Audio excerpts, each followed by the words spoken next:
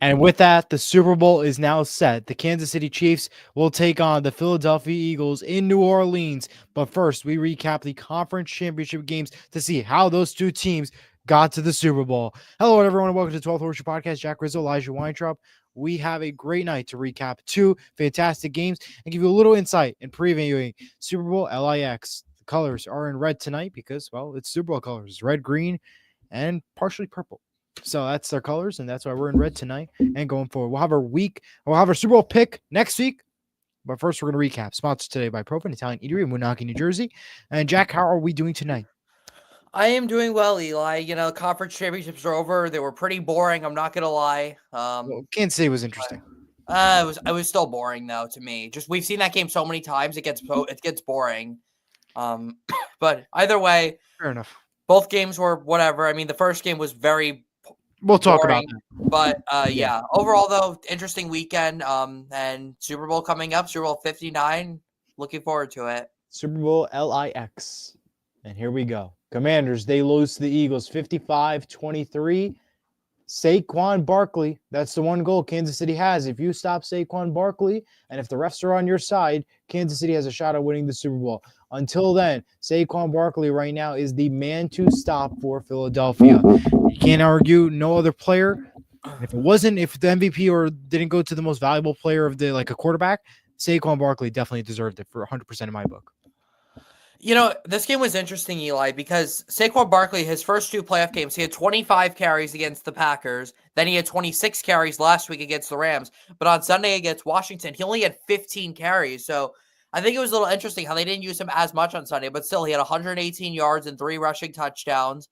Of course, he had that touchdown on the first play from scrimmage for the Eagles, a 60-yard run. He had 2 more touchdowns. Actually, both him and Jalen Hurts had 3 rushing touchdowns. The Eagles had 7 rushing touchdowns as a team on Sunday. That was the story of the game. That, and for the Commanders, they lost 3 fumbles. That was the big story for them, was turning the football over. And even though Jay Daniels actually had a really good game for them, ultimately the turnover battle ultimately affected them. The Eagles did it. The Eagles turned it over 0 times, and Washington turned it over 3 times. And that was ultimately the difference of this game, Eli. But hey, congrats to the Eagles, Eli. They were an amazing team all year. They started a little slow. They started 2-2, but after that Week 5 bye, they were just incredible after that.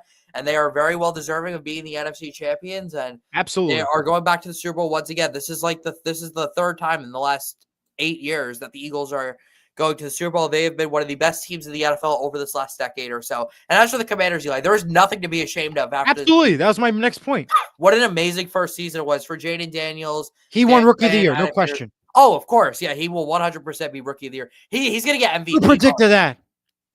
You did. He's going to get MVP votes, too. He's not going to win the MVP, but he's going to get MVP. He's going to get some votes. So he's going to get some votes, absolutely. But what an amazing season, Eli. And Washington is going to have a really good season next year. And remember, Eli, the NFC East teams usually don't repeat as division champs. So that's right. It's not going to be the Eagles next year. It's definitely not going to be the Giants. And it's probably not going to be the Cowboys. So who does that leave as the division winners next year? Dallas or it's going to be Commanders. You never know. But I think Commanders have it, though. Yeah, they all call me crazy in the beginning of the year. Sports Talk with JR says, I just want to say that I'm tired of seeing Patrick Mahomes in the Super Bowl. Can Super Bowl, can you stop being in the Super Bowl NFL? I got it. All right. At the same time, too, this is the new era. We saw this with the Patriots, with Tom Brady. Most everybody was sick of him. But now we're seeing that with Patrick Mahomes and the Chiefs. My only comment to this statement is the reason why the Chiefs are there is because they're getting lucky. That's number one. The second thing, too, is they have a fantastic quarterback of Patrick Mahomes, and they have a fantastic head coach of Andy Reid. Plus, they want the Swift ratings with Taylor Swift being there. They know that they're going to get more people to watch. Why do you think that 55 million people watched the game for the Kansas City game? Not because they want to see Buffalo, not because it was going to be a great game, but because you also had those extra couple million views because of Taylor Swift and her fans. That's why. Just want to point that out there. It's all that one person that changed the whole game. The NFC game averaged 44 points. But like I said, bottom line is Commanders, rookie of the year, no question. That's one heck of a resume. You pulled off a miracle back in the regular season, and you made it to the conference championship. That's insane, really. And Yep. what a run. Yep. What a run indeed, Eli. Yep. By the way, Jack went 2-0 on picks. I went 1-1 because I got the Commanders pick wrong. I thought they had a shot, but they was clearly wrong. Meanwhile, the Bills, they lose to the Chiefs 32-29. Now, before we get into this game, I want to know the call that was heard around the world. Was it a first down or not in your book? It was not ruled a first down in the NFL and the referees. Do you think it was? Yes or no, Jack?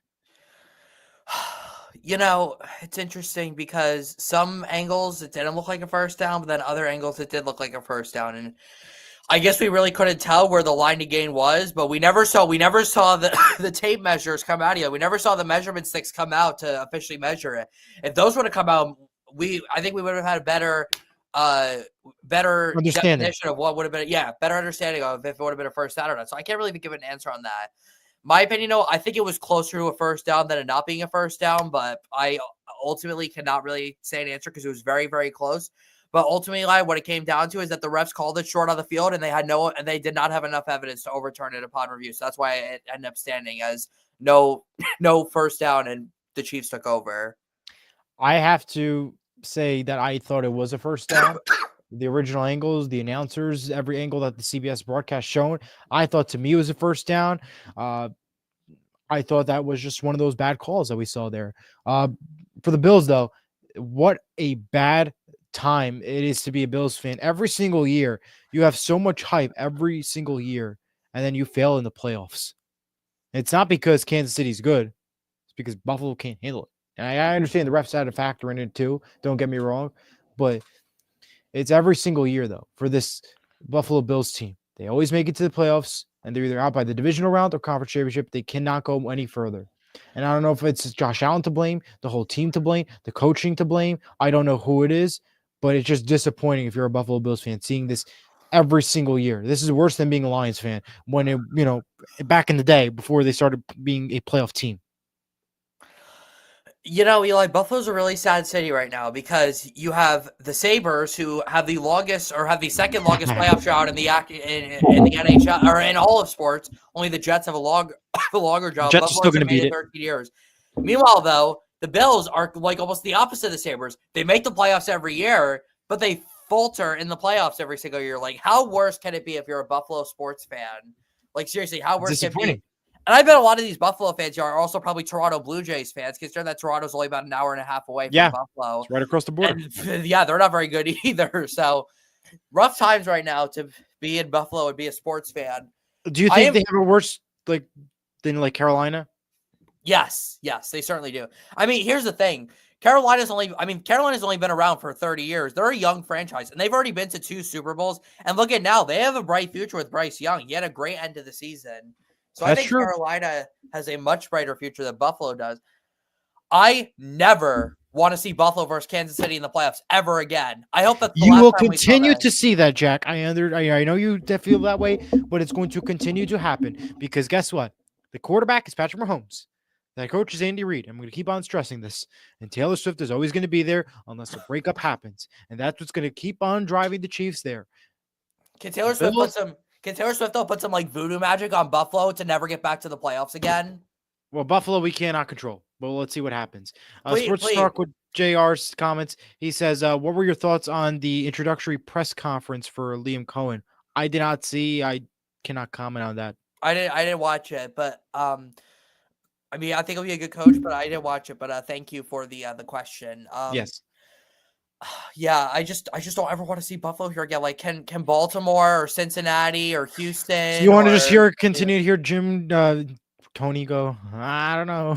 Yeah, I just don't. I never want to see Buffalo versus Kansas City in the playoffs ever again in my entire life. You're going to continue, unfortunately. Come on. Patriots, please win the division next year. I believe in you, Drake May. Unless Tom Brady comes out of retirement, which is a possibility. Hey, don't disrespect Drake May like that.